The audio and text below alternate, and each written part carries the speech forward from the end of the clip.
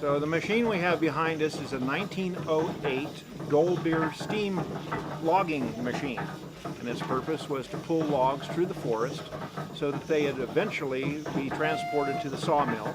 This steam engine operates essentially by a wood fire boiling a steep kettle full of water, creating steam.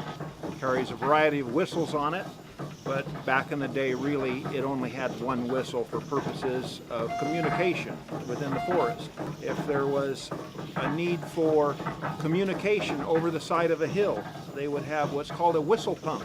A small boy had a wire that was attached to the whistle, and he would watch the logging operation below and then pull the whistle at the right time so that the steam engineer could engage the machinery and pull the log up from an area where the engineer couldn't exactly see it.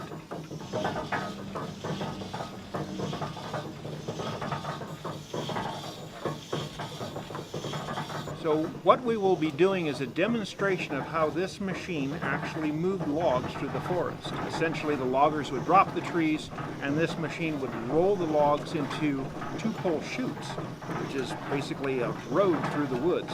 They would drag these logs through the woods, eventually dumping them into Shaver Lake. It would be gathered up by the steamboat, the Michigan, transported over to the sawmill. The sawmill would then cut them into boards.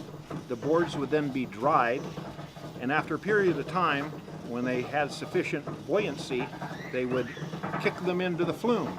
And then the flume was 42 miles long and would reach Clovis 6.5 hours later. So at the turn of the century, this was the latest and greatest technology. And so for 108 years old, it's a pretty fascinating machine.